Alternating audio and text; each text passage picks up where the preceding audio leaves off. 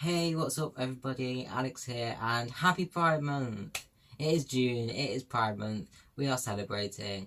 Happy Pride Month. So today's video is going to be about how you can be a trans ally and how you can best support the trans community in your everyday life and in your workplace. So the first thing you can do is to include your pronouns in things. For example, on Instagram now you can include your pronouns in your bio. If you click on your profile and click edit profile, you will be able to see a little drop down box which says pronouns, and you can type in your specific pronouns, whether they be he, she, they or neo-pronouns. You can include them in your bio now. This is a really great way of including trans and non-binary people on social media platforms. Another way of using pronouns in everyday life is wearing a pronoun badge. These can be really helpful in social situations because it stops the awkward question of asking people what their pronouns are, where you can visually see what their pronouns are before you have to ask them their pronouns, which could stop a lot of awkwardness and can make people feel more included in social situations. Continuing on pronouns, you could also include them in your email signature. So this is very similar to the Instagram bio, but you can do this at work. You can have your email signature, sign it off with, say, mine would say Alex Carter, children's nurse, and then he, they pronouns would be underneath.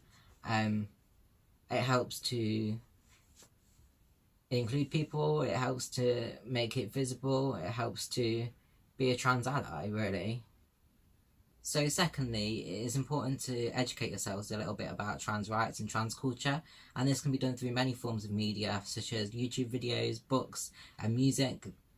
As a trans person, I follow lots of people on social media who are trans themselves, so I have a vast array of information that I can use to educate myself about trans rights. Even though I'm trans myself, I have to educate myself on things that influence trans lives, because I'm only this one person in this massive array of people that are under the trans umbrella, and I need to educate myself on matters that affect everybody, not just myself. So I'll link some amazing YouTubers and books in my description of the video, which will help you to get a bit of background knowledge on trans rights and trans history. And I hope this was really helpful, because it helped me when I was starting my transition to know a little bit about what being trans is and what the transition journey looks like, and a little bit about trans history too. Thirdly, you can support your local trans charities such as Mermaids, Gendered Intelligence and Stonewall. All these three charities work to support LGBT people, specifically the trans community, and to raise awareness of LGBT and trans rights.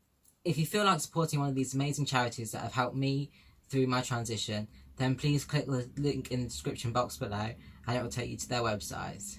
Finally, to be a great trans ally, you need to support all your friends and colleagues going through transition. It's especially important to remember to use the correct pronouns, like we discussed earlier in the video. It is important to consider what questions you ask them and not ask personal questions, but continue to be curious, because by being curious you learn. Thirdly, to support their transition, whether they wish to transition or not. It's up to them completely whether they wish to transition, but supporting their journey is incredibly important. And finally, to love that person and the person that they've become.